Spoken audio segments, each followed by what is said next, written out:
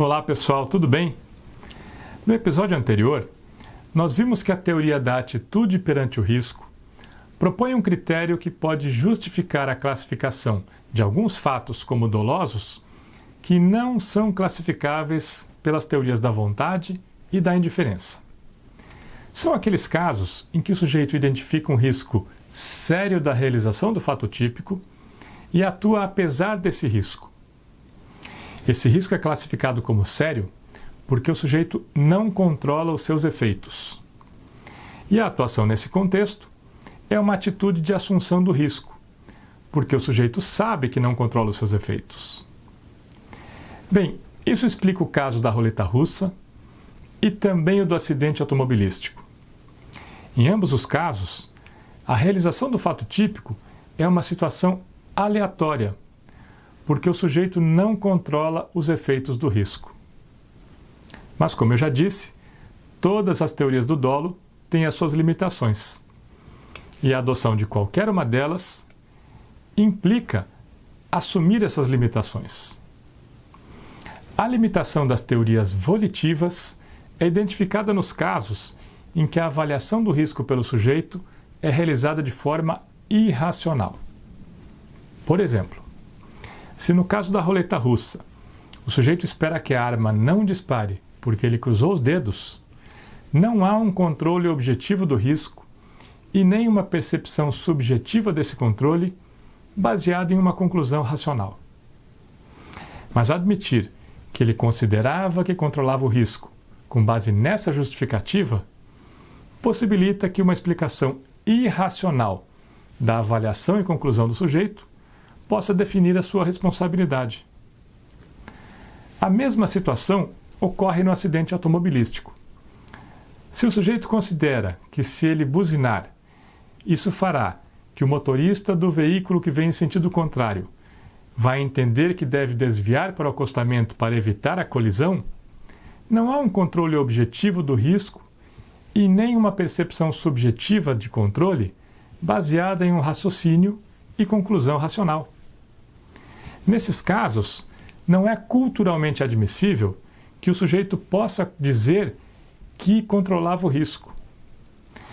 Por isso, a avaliação da seriedade do risco e do controle sobre seus efeitos não pode ser deixada completamente à avaliação e conclusão do sujeito, porque a sua análise pode ser irracional. A aplicação das teorias volitivas do dolo de forma rigorosa, estrita e absoluta para a classificação desses fatos deveria levar à sua classificação como condutas imprudentes, porque o sujeito teria considerado que controlava o risco, embora tenha elaborado essa conclusão de forma irracional. Isso porque, se for admitida a justificativa irracional, não haveria uma atitude de indiferença perante o risco, e sim uma atitude de crença irracional no controle desse risco. O problema é que essa solução pode gerar perplexidades culturais, pois permite que alguém possa excluir a classificação de um comportamento na forma dolosa mediante uma justificativa absurda. E dessa forma, a atribuição exclusiva ao sujeito da avaliação do controle do risco iria beneficiar quem fosse mais despreocupado e mais irresponsável. Para que a teoria da atitude perante o risco possa classificar adequadamente os casos, é necessário que a avaliação do risco seja realizada dentro de parâmetros racionais. E quando o sujeito não utilizar esses parâmetros para avaliar a situação, a única possibilidade operacional na prática jurídica é que eles sejam empregados pelo intérprete, ou seja, pelo juiz. Mas isso acarreta a inclusão de um complemento normativo na teoria, apesar da sua base ser volitiva. Ou seja, além do que o sujeito sabe e de sua atitude perante o risco, também deve ser realizada uma valoração pelo intérprete. E essa valoração é um critério normativo. O problema é que, no âmbito teórico formal, a inclusão de critérios diferentes para explicar casos excepcionais, evidencia a insuficiência da teoria.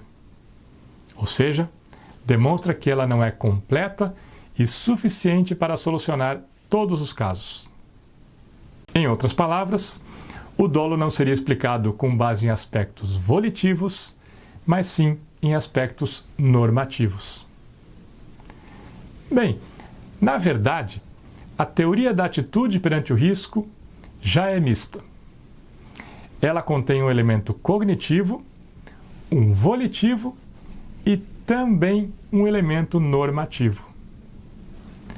O aspecto cognitivo é formado pela consciência do risco. O aspecto volitivo consiste na atitude diante do risco. Mas a classificação do risco como sério resulta de uma valoração. E essa valoração consiste em uma avaliação de natureza normativa. Quando o sujeito classifica o risco como sério ou não, ele faz uma avaliação do seu potencial. E o conteúdo dessa avaliação é uma valoração, ou seja, um juízo normativo sobre o risco. Então já existe um conteúdo normativo na teoria da atitude perante o risco sério. A questão que estamos analisando é o caso excepcional em que essa avaliação feita pelo sujeito é irracional. A valoração do risco deve ser sempre racional, porque o direito é aplicado a pessoas racionais. Se o sujeito não fizer essa avaliação, é necessária a sua substituição por uma avaliação racional. E quem deve fazer essa avaliação substitutiva? É o intérprete, que é quem vai aplicar a lei. Dessa forma, em vez de o risco ser classificado como sério com base na avaliação do sujeito, ele será classificado como sério com base na avaliação do julgador.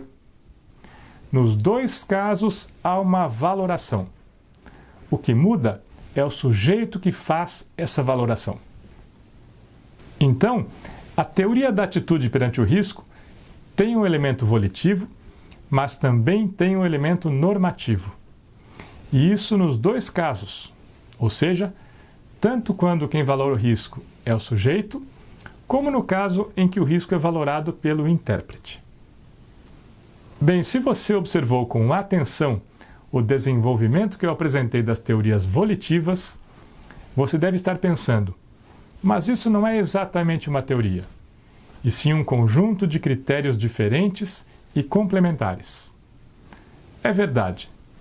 Então, no próximo vídeo, eu vou explicar por que eu apresentei as teorias volitivas dessa forma e depois poderemos começar a ver outras teorias que não se baseiam no aspecto volitivo da conduta para classificar o fato como doloso.